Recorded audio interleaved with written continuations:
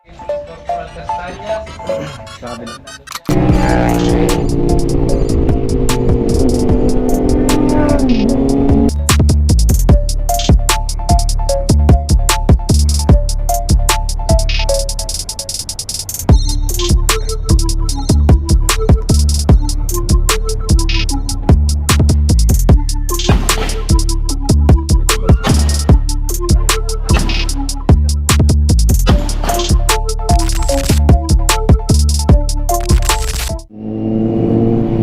Good morning guys, for today's video punta po tayo ng Silang Cavite.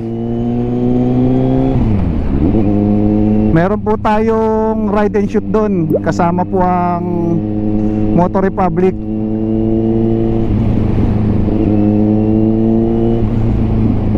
So magra-rides tayo. Pagdating po natin ng Silang Cavite, puputok naman tayo. O masaya po yan.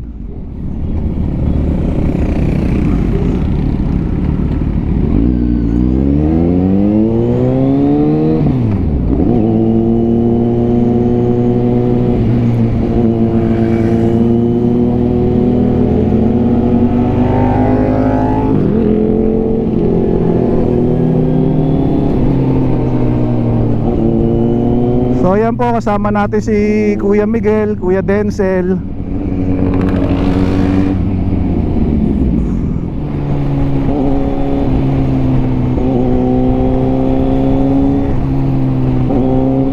So maganda po ang panahon ngayon. Medyo mainit, kaya lang doon sa area ng doon sa may bandang upland medyo makulimlim eh. Sana lang wag umulan. Usually kasi pag ganyan mga firing range, lupa po yan eh, baka maputik.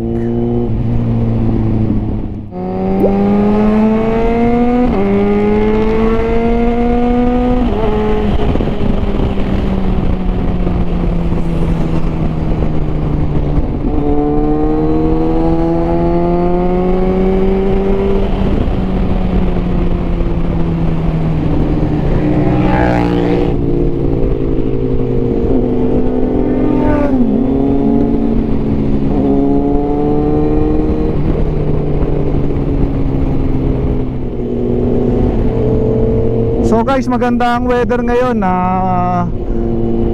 okay pumutok. Pero magdala na lang kayo ng mga sun protection nyo.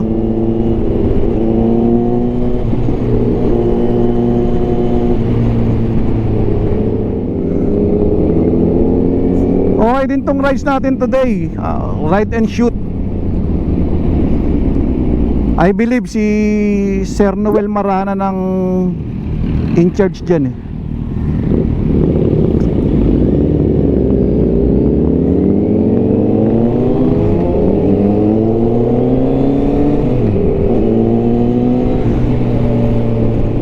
Kung kayo ay mahilig sa range, sa pagpapaputok ng baril, pamilyar na kayo sa area siguro na yan. Camp Bellarmino sa Lalaan, Silang Cavite. So ako first time lang akong puputok dyan. Actually hindi naman talaga tayo mahilig sa putok, firing. Pagka lang po na-invite, lalo na pag yung nag-imbita mga boss, former boss, mga hindi pwedeng tanggihan, kailangan mo talaga mag-join. Make sure lang na kompleto mga dokumento ng inyong firearms, lalo na yung inyong LTAF. Importante po yan. May mga firing range na hindi kayo papuputukin kung wala kayong LTAF. Ang LTAF po natin type 3. Kung kayo po ay civilian, dapat meron kayong updated firearm registration.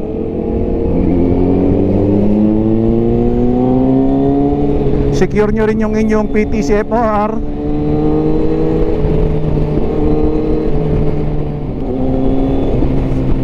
Kung Kung kayo naman no nasa government service, alam naman na po nila yan. Dapat ang inyong firearms mayroong PAR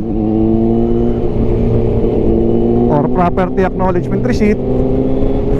Depende ho sa unit nyo yan kung anong terminology nyo dyan. Merong iba ARE.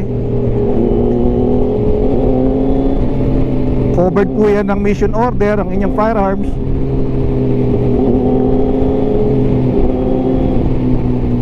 So para wala hong maging aberya, make sure lang na kumpleto lahat ng dokumento nyo.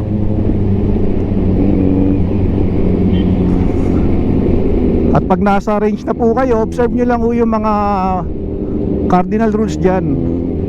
Lalong lalo na yung basic cardinal rules when it comes sa firearms.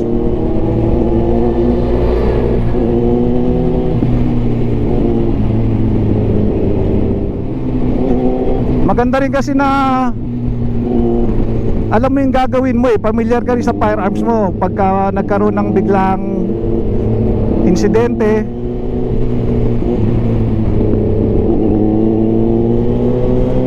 yung kilos mo pa lang, yung galaw mo pa lang, at least alam mo yung movement.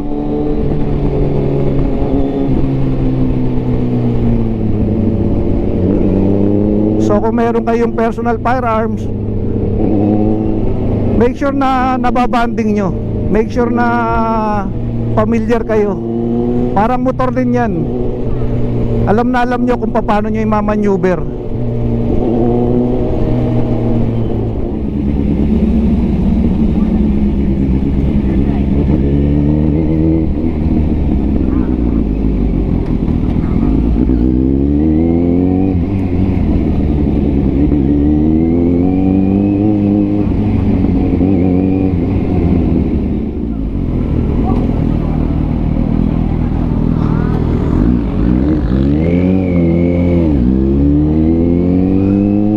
Baka pa sa Balubad pa tayo padaanin itong ways eh. Pasok.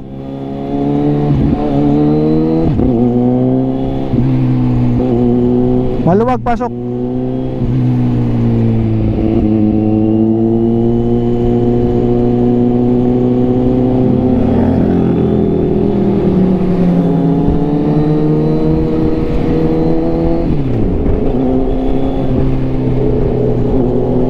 Kakaliwa tayo dun sa ano. Oo.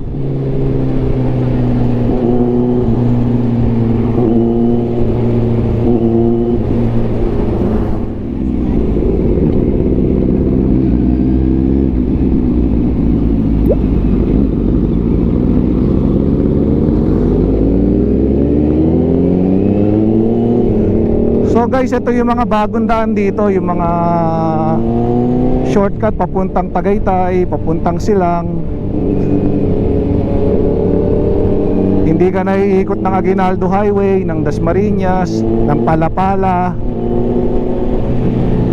Actually, Aguinaldo Highway din naman yung labas nito.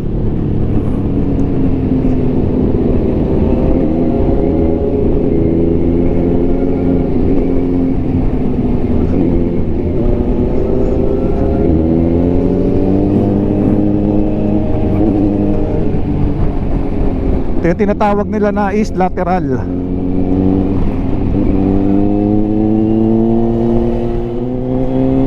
So madaming nagra-rides ngayon, daming nagmomotor. Maganda kasi weather.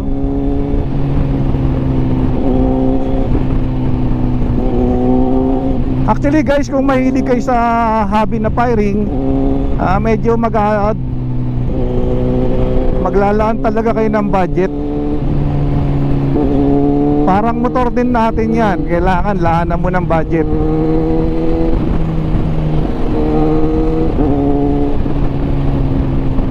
So para magkaroon ka ng maayos na firearms, laanan mo ng budget. Siguro worth 40,000 up. Maganda-ganda na yan. Pero yun talagang hobby nilang shooting. As much as 400,000 bumibili ng mga ganong firearms yan. Kakanan tayo dyan ha. Yung ibang accessories mo pa, yung mga earmuff mo, eye protection mo, range bag,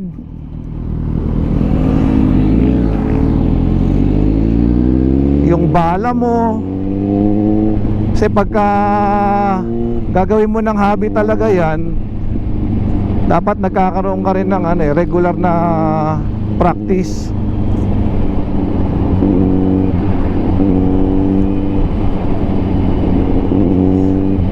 Hindi ko alam kung magkano ng update ang latest o updated price ng mga reload ngayon.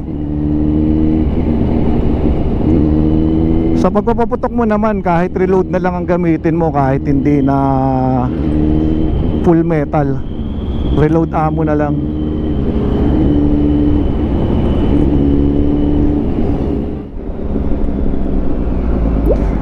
Okay guys, nandito yata yung tropa. Dito sila nagpark kasi malambot yung lupa ron.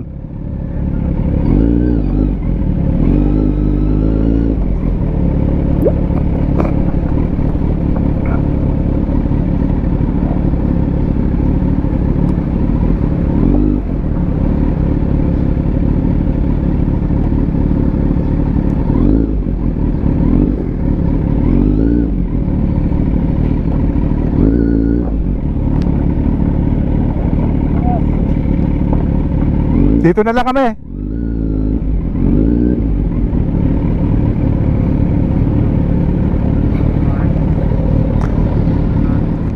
So ito yung mga motor ng mga kasama po natin, Motor Republic, Motorismo.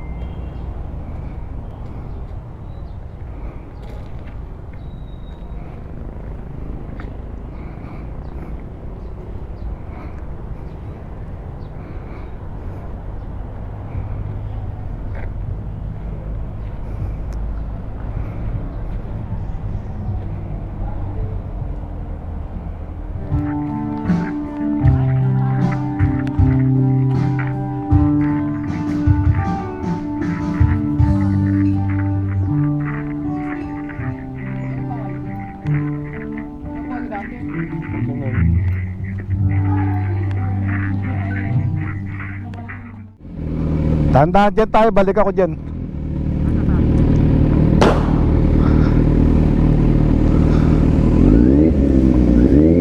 Dyan para mabilis mag-exit.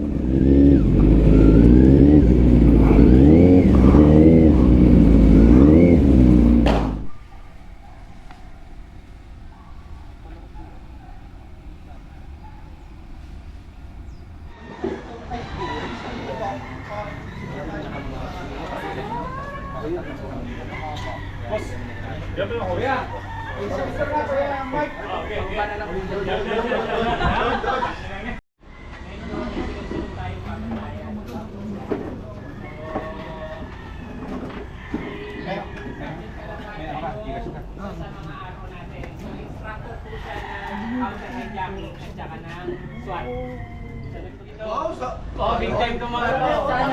Papatay ka sa baso eh. Sana all, boss pa. Sana all. 6, 7, 8, 11, 12, 13, 16. Police Corporal Castañas. Sabi na. Nandun siya. Tapos si Police Corporal Pilapeña. Si Ranger D. Ranger D. Pwede niyo po siyang i-follow sa vlog niya, Ranger D vlog. Ako naman po sa vlog ko naman si Maestro TD. Okay. Nag-plug na ng ng laman. Silipin yun. Sisilipin niyo po. Alay niyo, may tangay. Meron po tayong senses na ginagamit para ma-sure natin na clear yung barrel o yung pistol. Bali po ang sabi, nung nag-training kami, dalawang senses ang gagamitin. Sense of touch and sense of sight. Kung tinignan po natin siya, butukan po natin kung alin lang pong target ang makita po natin. Pwede po natin unahin doon, dito, o dito po tayo. Ito po ang linya na to sir ay yung magsisimula fault line. Dito lang po yung fault line na.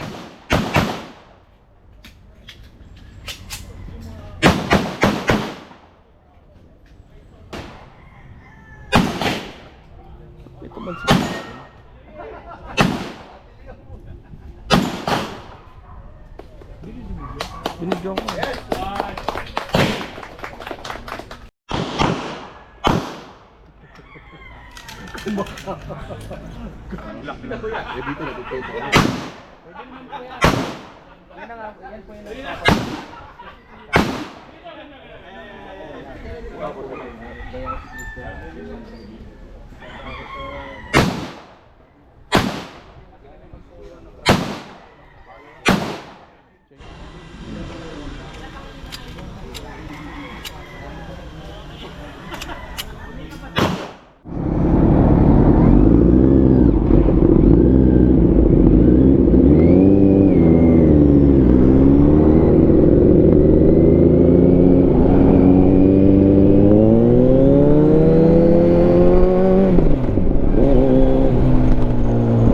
Okay guys, dito ko natatapusin yung vlog. Enjoy yung rides natin.